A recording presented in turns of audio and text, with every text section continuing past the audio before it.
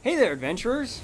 Welcome to the Peaky Brothers, your ultimate guide to conquering the great outdoors and mastering the art of hiking and tripling. We're about empowering you to embrace the wilderness, plan unforgettable trips, and build unshakable confidence in your outdoor skills. We've set ourselves up on an epic challenge to summit the tallest peak in each of the 50 states. And that's the best part. You're coming with us every step of the way. Get ready to lace up those boots, pack your bags, and embark on the adventure of a lifetime. Well, should we tell the people who we are? Brigham, who are you? I mean, sir, who are you? Why don't we introduce each other? I thought that was a clever idea that you had. Ladies and gentlemen, I would like you all to meet the world-renowned Brigham Red.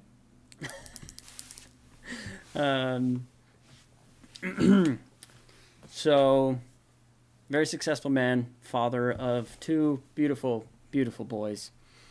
Husband of a great wife, great husband of a great wife. See here, he's the oldest of 7, right? Correct. Okay. Whew. Very good. Oldest of 7, great older brother. The guy that I learned a little bit of my older brothering from. He's owned a successful cabinetry business, sold it. Now he's filthy rich. He's a pilot and flies planes, and he's a pretty funny dude. So that's Brigham Red for you.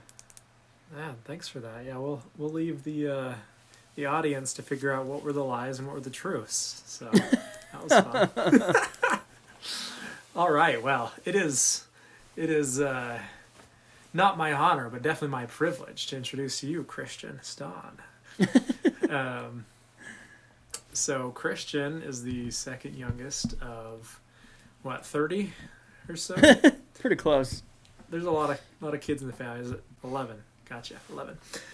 So, yeah, 11 kids in his family and second youngest. So he has got a lot of fun older siblings that we've spent some good time with. And I've loved that we've been able to share our families. He gets a little bit of younger siblings from mine, and I get some fun older siblings from his. So it's been a lot of fun that way.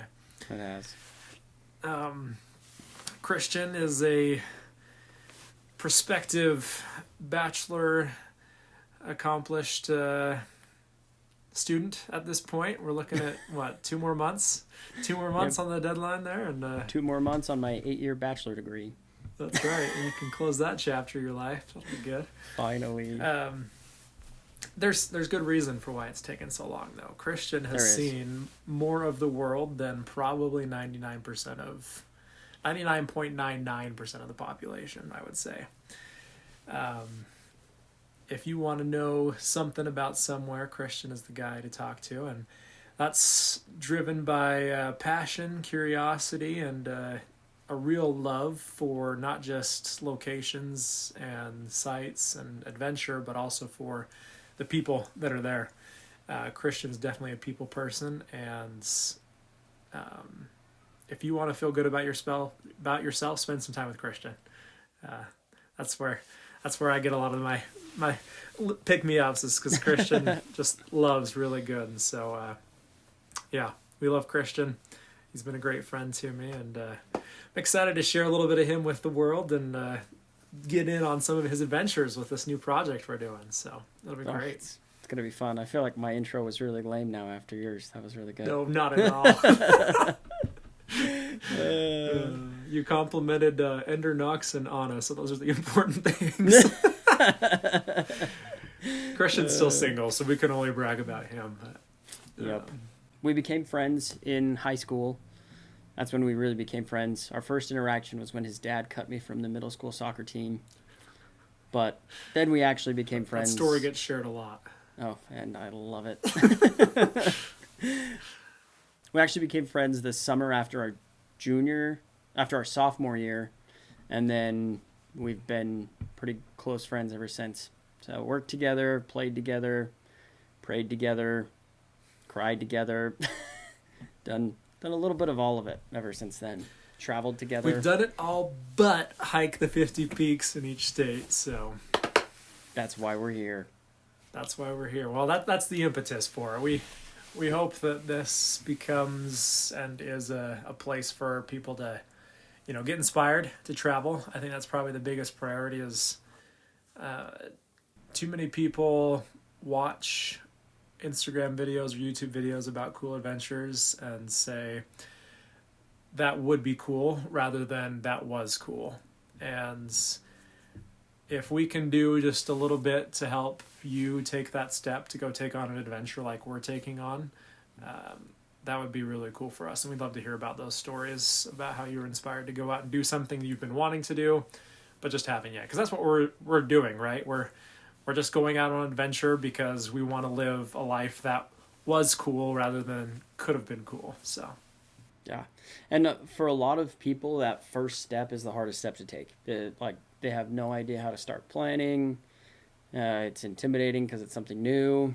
And so we want to help you guys kind of get over any of those barriers that you might have and get out and enjoy the nature. And maybe not even nature, but just doing cool, crazy things that you have always wanted to do. So start checking off the bucket list instead of looking at the bucket list. Yeah, for sure.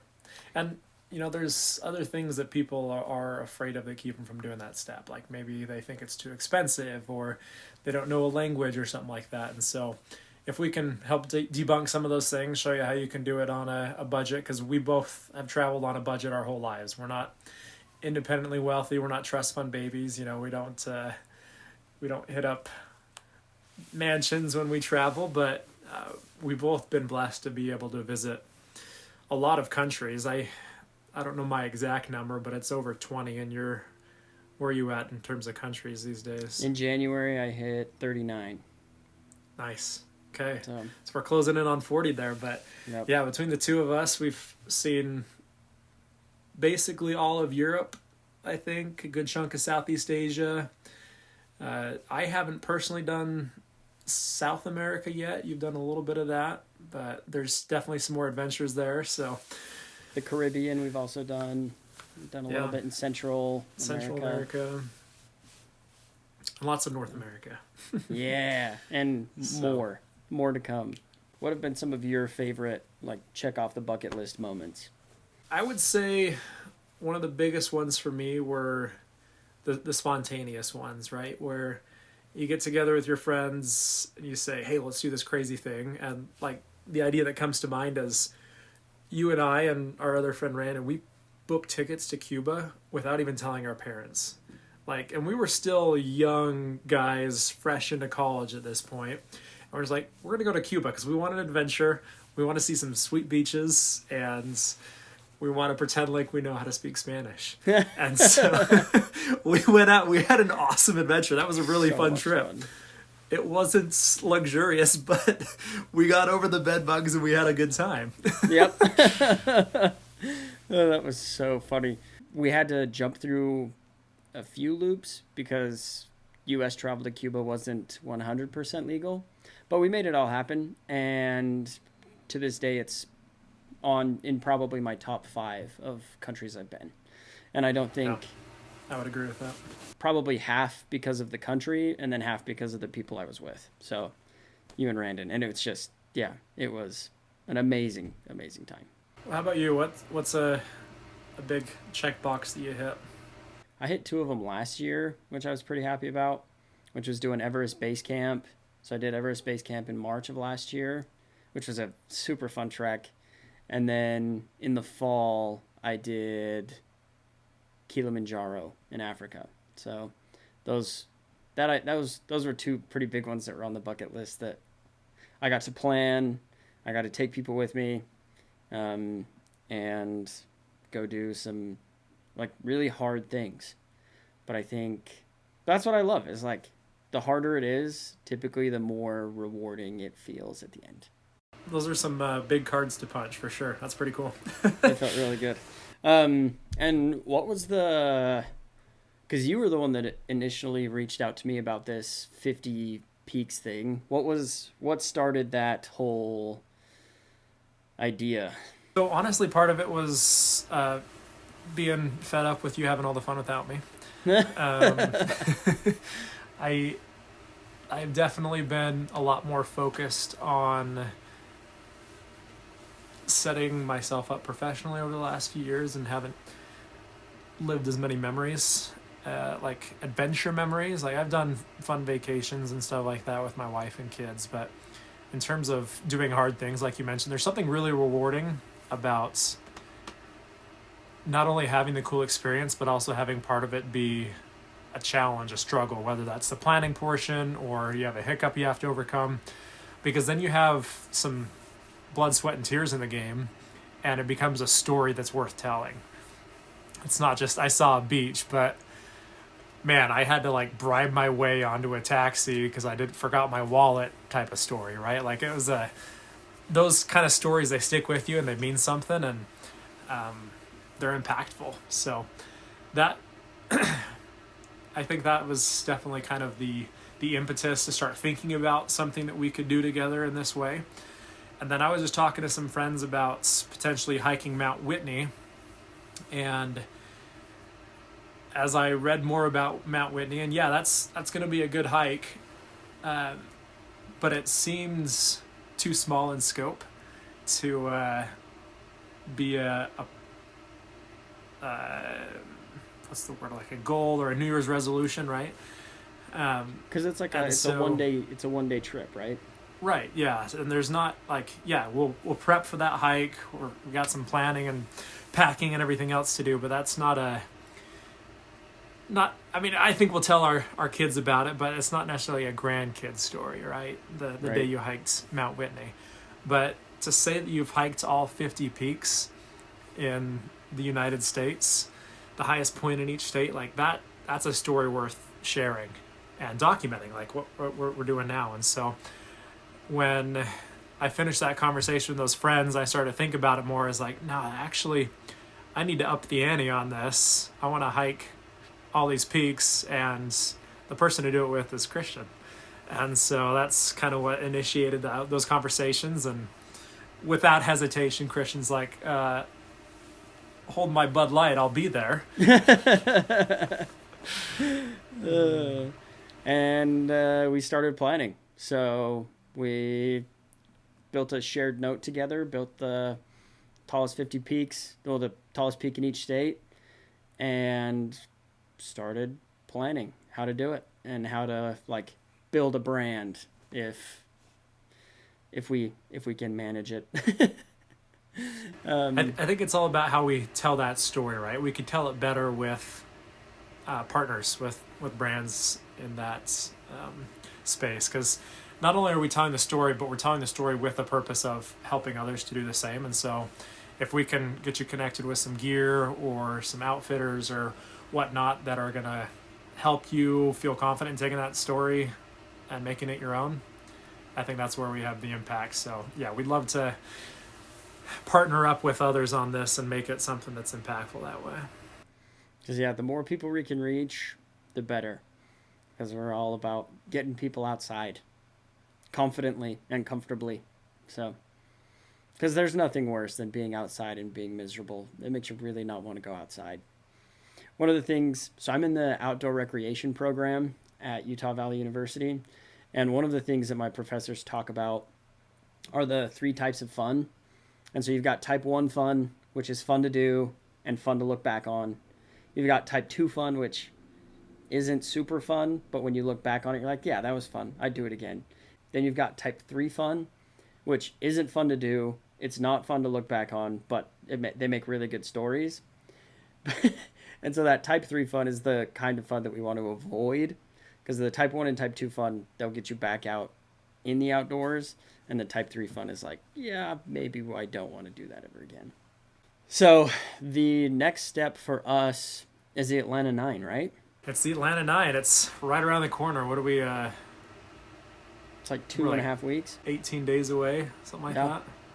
That's crazy.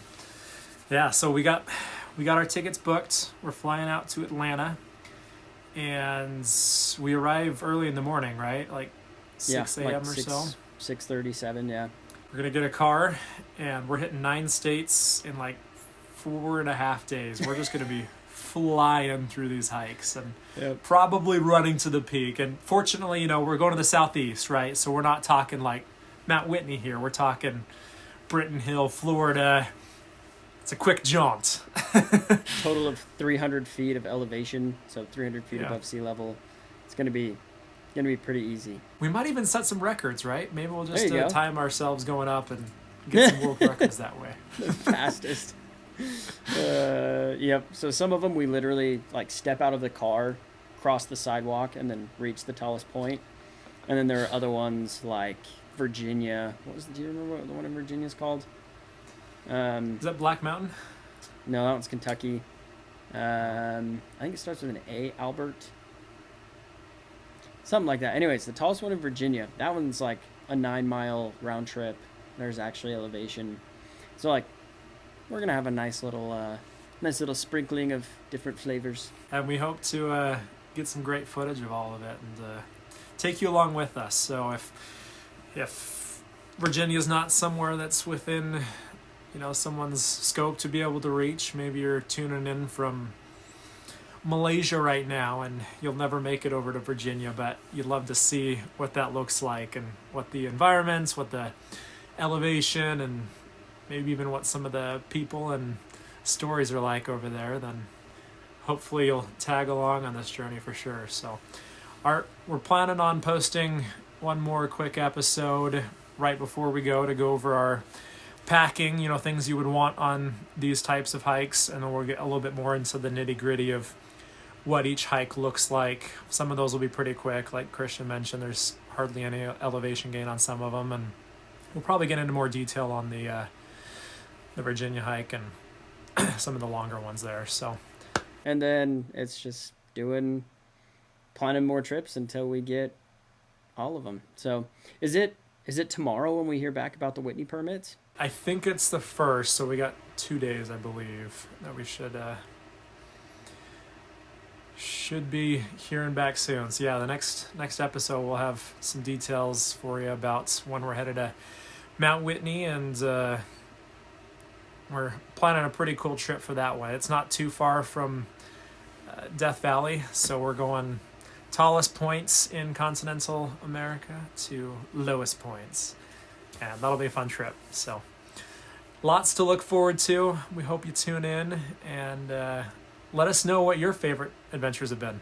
We love to hear about your stories, and if you want to be on the show and kind of share your experience in planning something, we'd love to have you as a guest as well, because like we mentioned, we're all about sharing stories and helping other people make those stories their own. So Yep, and let us know if there's anything specific that you want us to cover, whether it's trip planning, food planning, gear reviews, any kind of questions that you have, let us know, and we'll try to cover that as well in our kind of gear prep checklist. yeah, See here, anything else? I think that's all. Thanks for tuning in, everybody. Cool. All the love. So much love from the Peaky Brothers. Peaky Brothers forever. All right, we'll see you guys.